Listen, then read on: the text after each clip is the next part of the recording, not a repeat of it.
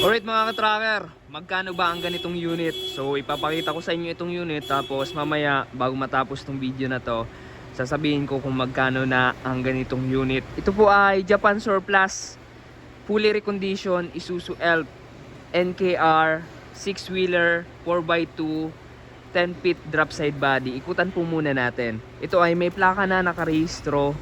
Alright, so walang truck ban po ito.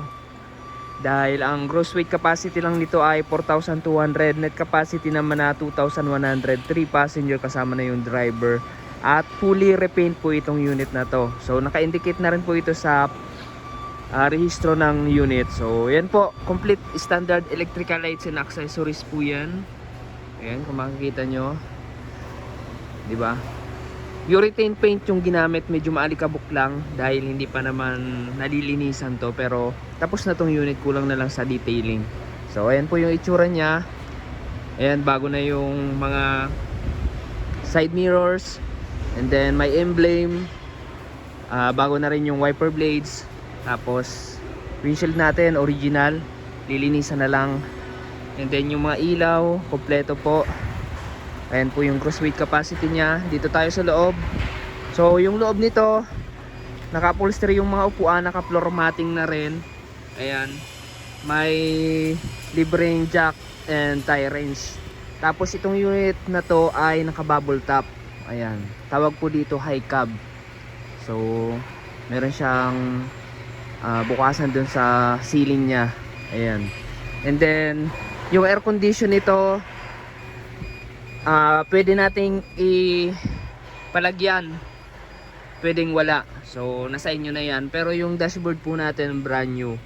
Ayan, gumagana lahat ng gauges. Ayan, gumagana po lahat yan. Then 5-speed manual transmission po siya. Yung seatbelt natin original po yan, original. And then naka power window na rin. So lilinisan na lang tong unit na to. Ayan, power window. And then sa pangilalim naman, ang ginawa namin sa ilalim, check brake. Ayan, mga preno natin. Kung yung lining is mayroong kailangan gawin, ginagawa na namin, nire-replace namin. Kung manipis na yung mga brake shoe, brake pad, alright, so pinapalitan namin, nire-reband namin. So ayan mga ka-tracker, ito ay, ayan, yung suspension nito naka lip spring suspension, harap likod. Tapos camel chassis na rin. So ipakita ko sa inyo yung chassis. Hariwa po ito. Ayan yung chassis nya, camel chassis po yan, matibay. Naka center spring po yan. At yung ano natin, electrical lights and accessories, naka LED clearance light, 4 yan, tig-2 kabilaan. Brand new Motolite Champion na po yan, 2SM 24 volts. Tapos yung mga gulong nito nakakabit, surplus Japan, pero pwede nating papalitan ng brand new kung gusto nyo ng brand new. Ayan, so additional na lang po yung ating brand new unit. Brand new tires, toolbox, kompleto po yan.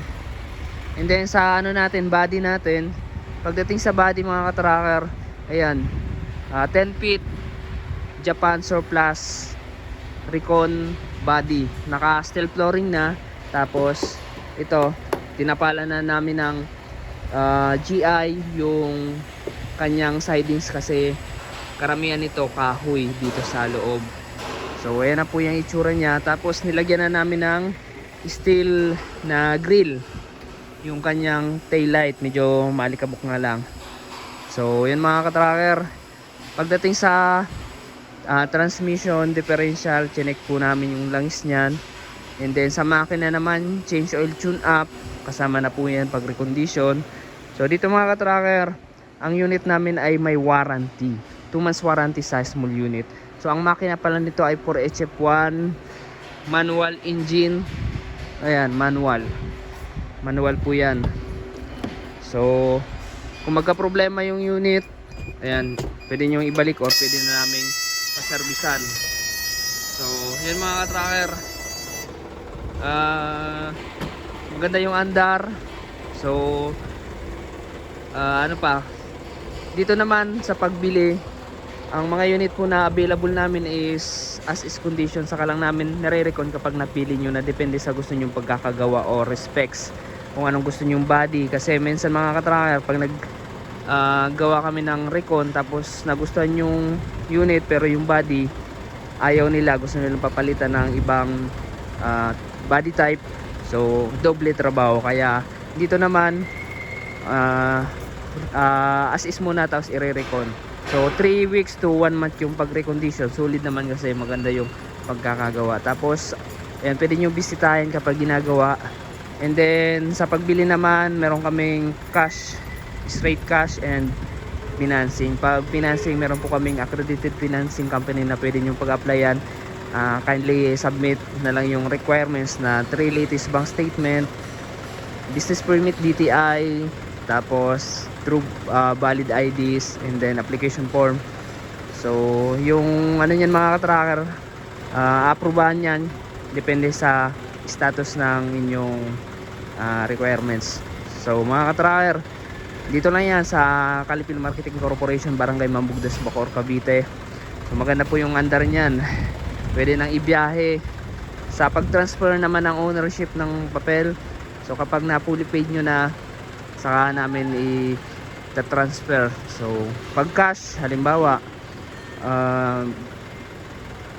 pina-recondition nyo na, nag-down na kayo, tapos para lipat agad yung ownership, pag nilabas yung unit, nakatransfer na agad yung sa pangalan nyo, so mag-down kayo ng 50%. Ipaprocess na namin yan kapag nilabas, nakatransfer na. If ever naman kapag tapos na yung unit, saka nyo lang ipo-full payment, tapos ilabas nyo after 1 week, so saka namin maililipat yung ownership. So yun mga tracker, may mga iba't ibang kaming klaseng Japan surplus truck, iba't ibang body, kung anong gusto nyo, small unit or big unit, marami kami dito. So kindly visit us visit sa aming yard.